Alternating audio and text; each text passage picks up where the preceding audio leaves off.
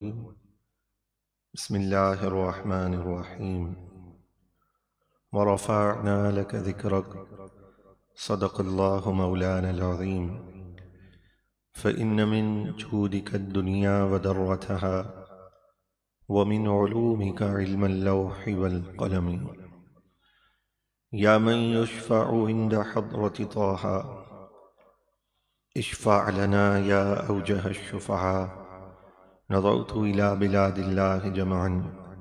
كخردلة على حكم اتصال مولاي صل وسلم دائما أبدا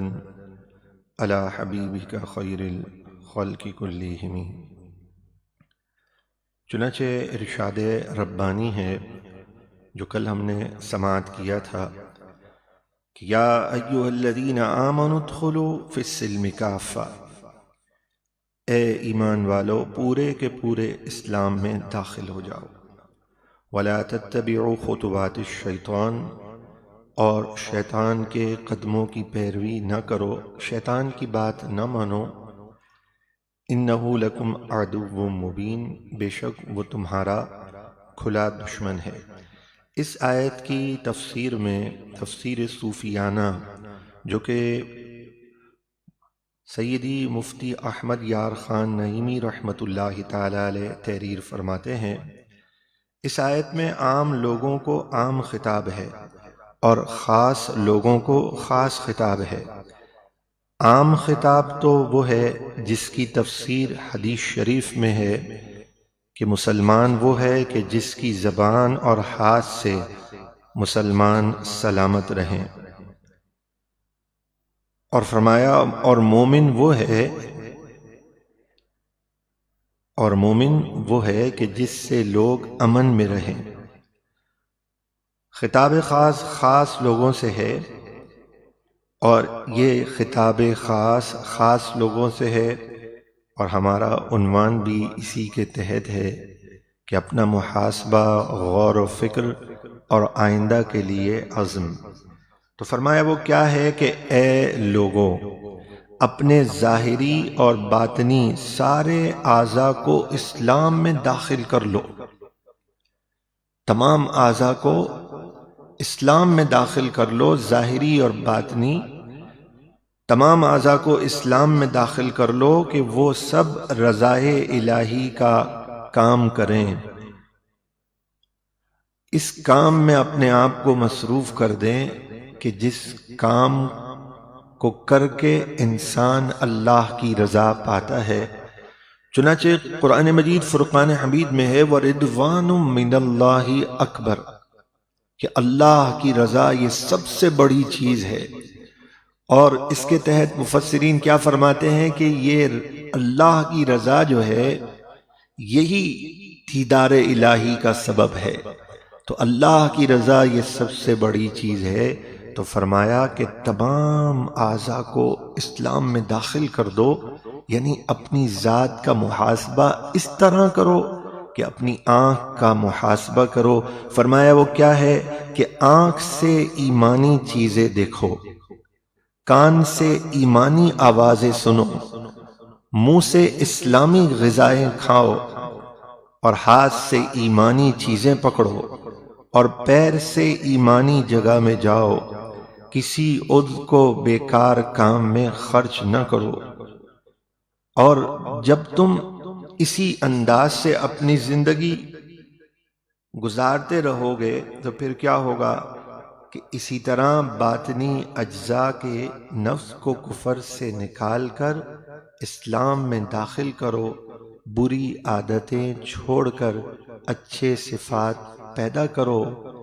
تاکہ ارجعی الی ربک کا خطاب پاؤ، یعنی جب تمہارا عمل اور محاسبہ اللہ کے لیے ہوگا اور یہ رب تم پر فضل فرمائے گا، تو پھر ایک وقت وہ آئے گا کہ جب تم دنیا سے جا رہے ہوگے تو پھر تمہیں اس اعزاز سے نوازا جائے گا کہ ارجعی الی ربک راضیۃ مرضیہ، کہ تم اپنے رب کی طرف لوٹ آؤ، وہ تم سے راضی ہے اور تم اس سے راضی ہے۔ فرمایا پورے کے پورے اسلام میں داخل ہو جاؤ۔ تو اس کے تحت ارشاد فرماتے ہیں اسی طرح قلب کو نفسانی اخلاق سے بچا کر روحانی اخلاق سے موصوف کر لو۔ جو رب العالمین کی صفات ہیں ان صفات سے اپنی روح کو متصف کر دو۔ اس کی صفات رب کی کیا ہیں؟ عفو و درگزر ہے۔ اس کی صفات کیا ہیں؟ رب العالمین کی جو صفات ہیں وہ صفات اپنے اندر پیدا کر لو، لوگوں پر، مسلمانوں پر خرچ کرو اور اپنے آپ کو سنوار لو، اچھی صفات پیدا کر لو، اور اللہ کے سوا جو کچھ ہے اس سے بچو، یعنی رب کی ذات پر توکل کرو، اپنے معاملات اس کے سپرد کر کے مطمئن ہو جاؤ اور دنیا والوں سے امیدیں توڑ دو۔ تو فرمایا یہ عمل جو ہے انسان کو عظیم کامیابی دلائے گا، اور اسی کو محاسبہ کہتے ہیں، اور یہ سننے کے بعد آئندہ ہمیں کیا کرنا ہے اس کا عزم کہتے ہیں۔ آج اسلامی 5 تاریخ ہے، اور 5 تاریخ جو ہے ایک روایت کے مطابق یہ نسبت ہے منبع جود و سخا سیدنا امام موسیٰ کاظم رضی اللہ تعالیٰ عنہ کے ساتھ۔ جب آپ قید کر دیے گئے اور اس عالم میں آپ کے معمولات اور زندگی بھر کے جو آپ کے معمولات تھے وہ یہ تھا کہ ایک ایک لمحے کی آپ نے قدر کی اور کثرت سے عبادت کی، اس کے باوجود آپ اس قدر زار و قطار روتے تھے کہ آپ کے آنسو نہیں تھمتے تھے، اور آپ انتہائی سخی تھے، اور آپ کے در کا سائل کبھی خالی نہیں جاتا تھا، اور یہ فیوز اور برکات، یہ فیض کا سلسلہ، یہ آپ کے وصال پر، دنیا سے پردہ فرمانے پر ختم نہیں ہوا۔ سیدنا امام شافعی رضی اللہ تعالیٰ عنہ جو خود بہت عظیم ہستی ہیں، بہت بڑے بزرگ ہیں، جن کے بارے میں روایت میں آتا ہے کہ جب آپ کا جنازہ اٹھا، امام شافعی کا جب آپ کا جنازہ اٹھا تو اس وقت جو ہے وہ غیب سے آواز سنائی دی کہ جو اس جنازے میں شریک ہوا میرے رب نے ان سب کو بخش دیا۔ وہ امام شافعی رضی اللہ تعالیٰ عنہ آپ تحریر کرتے ہیں کہ امام موسیٰ کاظم رضی اللہ تعالیٰ عنہ کی تربت اطہر، آپ کا جہاں مزار شریف ہے، آپ کی قبر شریف، آپ کی تربت اطہر تریاق مجرب لاجابت الدعاء، یہ دعا کی قبولیت کے لیے آزمایا جا چکا ہے کہ آپ کے وسیلے سے دعا مانگی جائے تو جو دعا رد نہیں ہوتی اور دعا